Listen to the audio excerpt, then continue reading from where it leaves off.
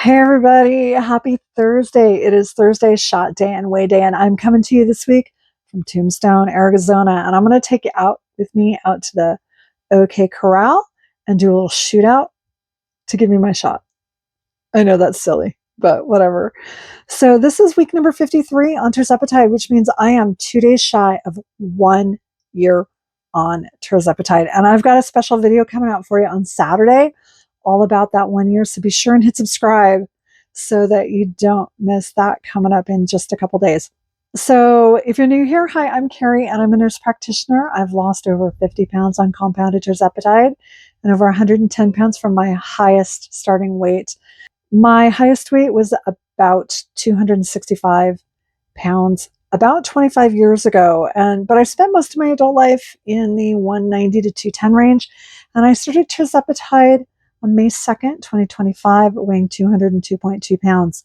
And today I weigh 149.2 pounds, which is fantastic because I am within my maintenance goal. I've been in maintenance now for a few months.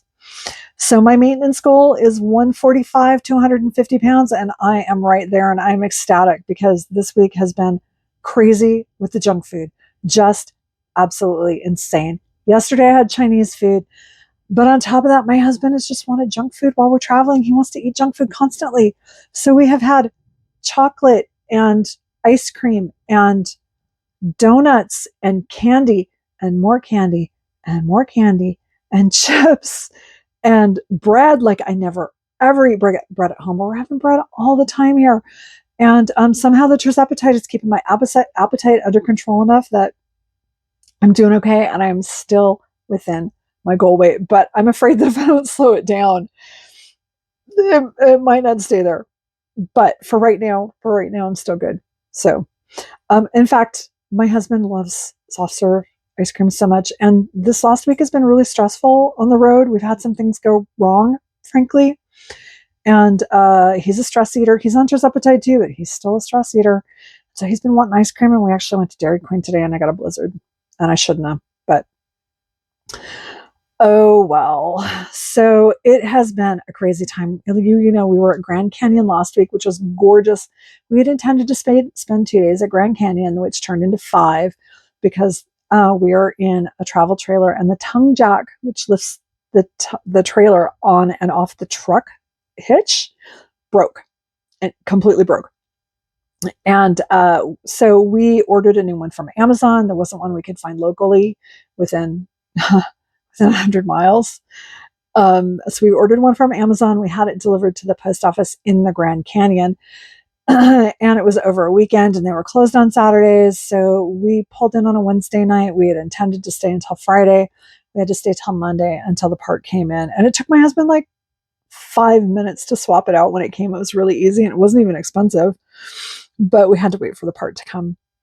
And in addition to that, he also had to deal with, we had a pipe break. So this trailer that we're in, we bought used, fairly inexpensive, frankly, used and inexpensive. It's 15 years old, and a pipe that runs from the kitchen sink down underneath to the holding tank for the gray water broke, just completely broke. And fortunately, RVs use house parts, and all we had to do was drive to a Home Depot, which was like about an hour drive from the Grand Canyon. We went to Home Depot, picked up the parts. My husband fixed it. It took him maybe 20 minutes, but it was just more stress. And then on top of those two things, he backed into a tree branch and took a ding out of the trim piece on the outside that he needed to fill a little bit, which is some sealant. He didn't put a hole in the RV or anything, but it took a little ding out of a trim piece where some water could catch and maybe go in. So he had to fill that. And then we had something else that happened too. And I don't remember. There was a fourth thing as well. Oh, we've been doing a lot of camping without any hookups, no electricity, no water, no nothing. And so for electricity, we've been using the generator to charge our batteries on the trailer. And the battery that starts the generator died. So my husband had to jumpstart from the truck. He had to use the truck to jumpstart the generator every time get out the jumper cables and jumpstart the generator every time we needed to use the generator. And that was just a big process and a pain in the backside. So we picked up a new battery and he swapped that out too.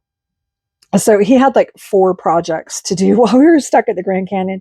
And then we got down here to southern Arizona and we realized that my husband had forgotten to pack his most important, most expensive medication. He has it's a biologic drug. It's expensive. It's an injectable that needs to be refrigerated. And it's just once a month. So we don't think about it very often. And he really thought he had packed it. He packs his own meds. I pack mine. I'm not his mother, but I should have checked and I didn't. We both missed it. So not totally his fault, but, and his insurance company has a contract with Walgreens for when things like this happen, but they will only cover a 14-day supply. And because this is a once a month medication, they absolutely would not cover it. And it is a $945 medication. And my husband needs this medication in order to function, really. So we were going to have to fork out almost $1,000. But hallelujah, Trump RX brought the price down. The new Trump RX system brought the price down to $299. And we're able to cover that with our emergency fund. So thank you. Thank you, President Trump, for Trump RX, for bringing that down for us. Hallelujah. Made a huge, huge difference. So with all of that, my husband's been a little bit stressed out. But hopefully things will smooth out. But we have another 2,000 miles we have to drive in the next week. Next Thursday, we should be pulling into Orlando, not to see Disney or anything like that, but that's where our daughter's getting married. And she's getting married the week after that. So next Thursday is our planned arrival date in Orlando. So we should be in Orlando for next week. That's what's going on here. And so let's go up to Tombstone. I'll take you with me. We'll go out to the OK Corral and get my shot done this week. Okay, we're at Tombstone at the OK Corral, and I'm going to get shot today at the OK Corral.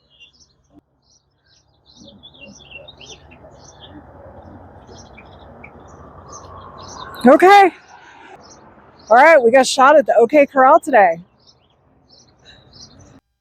All right, guys, that's it. Thank you so much for joining me again on this adventure this week.